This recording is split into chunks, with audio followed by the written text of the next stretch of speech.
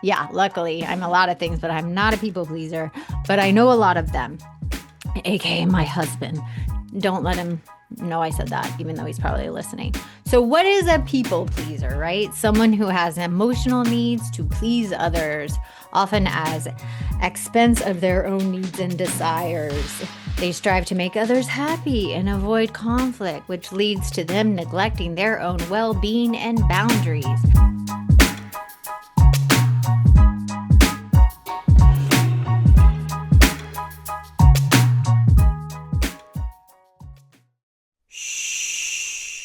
Welcome to the Secret Life Podcast.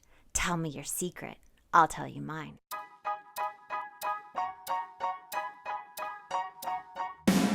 Sometimes you have to go through the darkness to reach the light. That's what I did.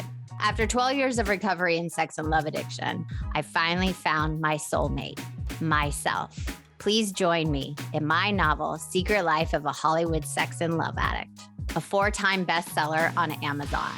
It's a brutal, honest, raw, gnarly ride, but hilarious at the same time. Check it out now on Amazon.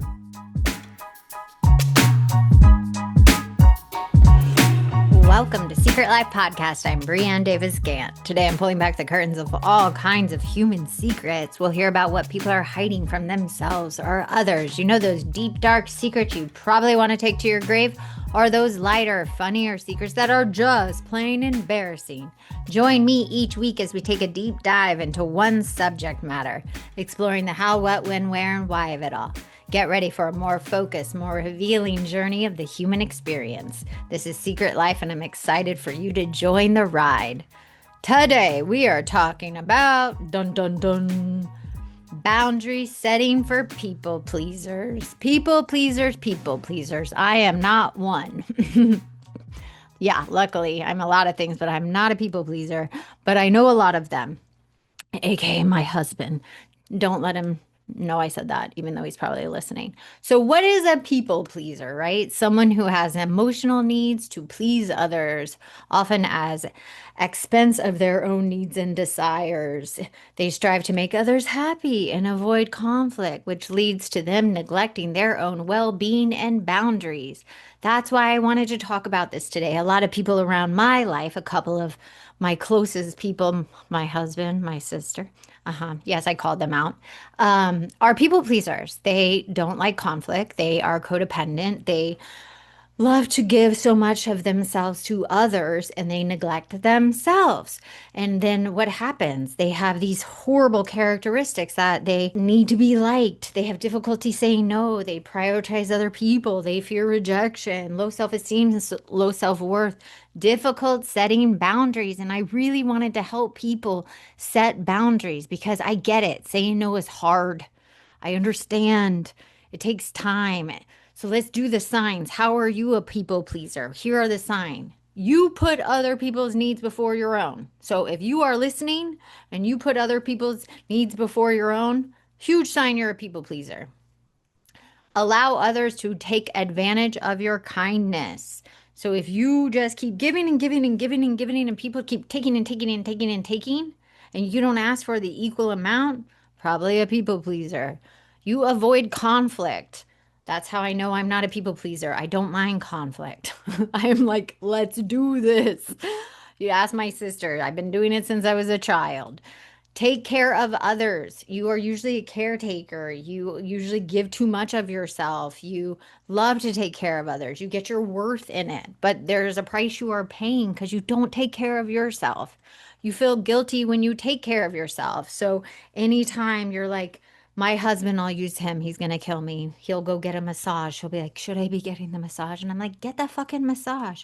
Or when wants to take a nap, he'll like feel guilty. I'm like, take a nap, homeboy. Go take a nap. So that's when you take care of yourself. There's this guilt like, I'm bad. I shouldn't be doing this. This is bad. And it's like, no, take care of yourself. So if you do that, you're probably a people pleaser. Finding it hard to say no. I love to say no. I'm like, no, no, no. So finding the strength to finally say no. So you people pleasers out there, I always say a day of no. You know how they say a day of yes? I say a day of no. I have one client. I literally tell him, Today, you're only saying no. Say no, no, no to everybody. Nope, not happening. Not going to do it. Nope, to everybody in his work. He owns a company. I'm like, say no to everybody. Do things out of obligation, that you automatically do things out of obligation. And I tell a lot of moms this, just because you're a mom doesn't mean you're obligated to do that. You don't abandon yourself for your child. Yes, you're also not a selfish person and you had a child and you have to take care of that child, but you don't abandon your own needs for this child. Yes, you're not on your phone 24 fucking 7, but you're allowed to go, I need some alone time. I need 30 minutes to myself. I'm going to go in the other room and have alone time. All right, stay in unsatisfactory relationships or situations. You put up with toxic bullshit a lot when you're a people pleaser. You literally put up with bullshit. So that's another sign. You are indecisive. You can't make a decision. It's always like, I don't know, should I? Minimize your own feelings and needs. Usually, people pleasers don't even know their feelings and their needs. I make them do the feelings wheel a lot. They fucking hate it. Worry about the future and have a hard time with uncertainty. They they want to be in control or know what's going on. Codependent and people pleasers are just as controlling, I say, as like narcissists and like strong personalities. They just do it in a different way because they are scared of uncertainty in the future. So if they can people please and make everyone happy, they're in control. Compromise your values if it means people will like you. And here's what I teach my son: not everybody's going to like you. If everybody likes you, you're doing life wrong. That means you're not doing life right because that is unrealistic. Everybody should not like you because that's not real. Nobody on this planet can be liked by everybody, and you should be unliked. It's normal to be unliked. It's okay. You'll remind somebody of their ex, of their mother, of their whoever. You are going to remind people of people. They're just not going to like you for no fucking reason. And it's okay to be unliked.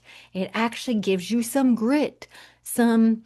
And here's the thing, I saw this woman talking one time. She said, to be successful in life, you have to be unliked. If you have haters, that means you're doing it right. You're doing life, you're being successful. And so I always tell people, be okay being not liked. It's okay. It's good. Be like, peace, awesome. You don't like me. Because 99% of the time, it has nothing to do with you. So being a people pleaser and wanting everyone to like you, that is so much energy you are wasting on this planet because the likelihood they don't like you anyways. And they're acting like it. And you're giving of yourself when it's not even the real you. So that's why I try to say, how do we not move through the world of overdoing it and underdoing it, right? So people pleasing is you overdo it and underdo it. So the overdoing is saying yes to everything, like say giving more energy than you have, rehearsing what you're going to say, check if people like you, trying to fit in, over analyzing, over apologizing, over explaining, excessive caretaking, reviewing your social mistakes at the end of the day, right? That's overdoing it. Then underdoing it, avoiding receiving things, not asking for help, avoid doing what's best for you. If it's disappointing others, not sharing or speaking up, meaning not using your voice, not being direct, acting small, playing the victim, not expressing your needs. That's underdoing it as a people pleaser. And so, how do you start setting freaking boundaries? How do you start saying no, gaining control over this people pleasing? Oh my gosh. You understand why boundaries fucking matter for people pleasers. You have to decide what you want. So, as a people pleaser, you got to recognize the reason. I got to stop. I got to respect myself. Recognize the reason. I'm not respecting myself. I have unrealistic expectations that everybody has to like me, and I always have to say yes. So you have to understand, break it down for yourself. Why am I a people pleaser? How do I heal this part of myself, right? So recognize the reason. Then start validating yourself. I can say no. I cannot go to that event. I can um, consider myself first. I can not, I can act bigger. I can show up as my full self. I can use my voice, all these things. Then practice your peace and protect your peace. If it's going to bring drama, you're not going to fucking do it. That's the boundary. If it brings any drama or takes away your serenity and peace, the answer is that's the boundary. It's a no. That's the boundary. If that person wants to have a phone call with you, you're not going to have the phone call at 8 o'clock at night, 8 o'clock at night, and it robs you of your serenity and peace. So that's the boundary. No call at 8 o'clock at night. No call with that person at 8 o'clock at night because it robs me of my serenity and peace. So there's an example. Say no kindly. I always tell people, give people bad news with the smile. I give them the full smile. I have that shit-eating grin smile. Give it with a smile. People don't like to hear no, and they're not going to like to hear no. But if you do it with a smile kindly, it's a little less stings. They won't hate you so much, but it's okay if they do.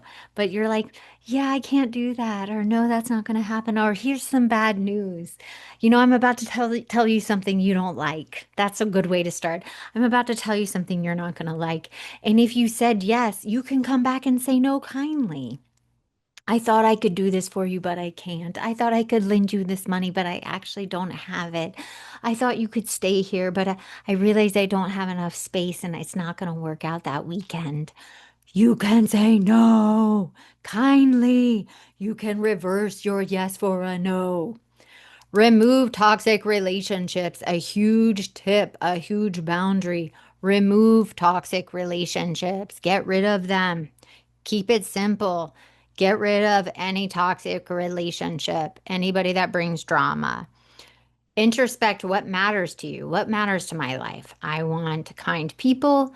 I want to keep my word. I want honest people in my life. I want a slow life. I want to be able to show up and be consistent. So look at your life and see what matters. Respect my time. I'm going to respect my time. That's how I keep my boundaries. What can I say yes to and show up? And then what do I want to know that I do not want to show up to and I'm not going to? And I'm not going to people please. And I'm not going to say yes to everything because AKA someone in my life says yes to everything. And she likes to squeeze it all in and then accept the truth of people. So stop being a people pleaser.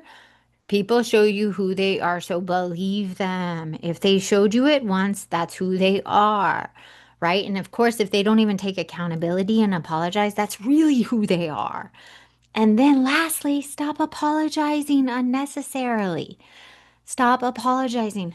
The boundary for you, stop apologizing. Apologize once and that's it. Someone else in my life loves to apologize 800 fucking times. It's like, stop. Once you say sorry once, that's good. If you say it more than once, you actually cancel out the sorry. It looks like you're pouring it on.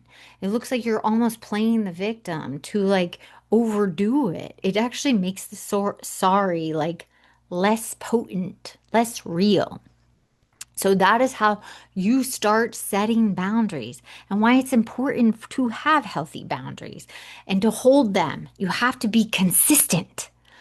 You hold the boundary. You don't let go of the boundary. You use the I statement. This is how I feel. This is why it's important to me. Communicate. Communicate. Communicate. Set reasonable consequences. If this happens again, I'm not going to talk to you anymore. If this happens again, I'm literally not going to be in your life. If this happens again, I'm sorry, but I'm not going to make plans with you. Keep it simple. Make it very simple. And you can also reevaluate existing boundaries. You can have a boundary and then you can go back and reevaluate that boundary. So it doesn't have to stay like that forever. And take it slow. You don't have to do 800 boundaries at one time. Just pick a couple things with your people pleasing that you want to take off the table because setting healthy boundaries and prioritizing communication and commitment, allotting times for yourself, and you can keep times to help others, but most importantly, starting to prioritize yourself and saying no are the best things to help people pleasers because deep down, you're afraid. You're afraid of putting yourself first because deep down, usually there is low self-esteem. You don't want to always be around people, but you're afraid of it. You're afraid to say no. You're anxious almost around other people to share your opinion. So you don't think your opinions are worthy. You feel guilty when you set boundaries. I get it. But the more you do it, the easier it gets. And because you apologize often because you don't think you matter, but you do matter. But you do can say no, and your no means something. And you don't have to agree with everybody, and everybody doesn't have to agree with you. And having conflict actually gets you to a deeper intimacy with the person in your life. Conflict is actually good. So maybe start looking at conflict as actually a good thing. Because when two people are at odds and then they work through it, they're more intimate later. There's a deeper understanding of each other. So, people pleasers, you can do it. Here's some lovely statements, okay? People pleasers. I'm not able to come. I've got a lot going on right now. Maybe next time. You can try that. I understand you do it differently, but just need to do it my way. I'm sorry my decision upset you, but I'm trying to do what's best for me. Always a good one. I'm trying to do what's best for me. Use that. I want to spend more time alone and working on myself. It's nothing against you. I just want to be alone right now. And I'm just not hanging out with a lot of people. Those are good. I decided I won't get involved in other people's conflict anymore. You got this. Like, I don't want to triangulate. I don't want to be involved in the drama. I'm trying to really like stay out of drama right now. You got this. You could take care of yourself. I'm here to listen, but I'm really trying not to give feedback. Those are great things to say, and just sit and hold your own energy for yourself, because there is a huge difference between kindness and people pleasing. Kindness is rooted in, I want to do this. People pleasing is rooted in fear and obligation and loss.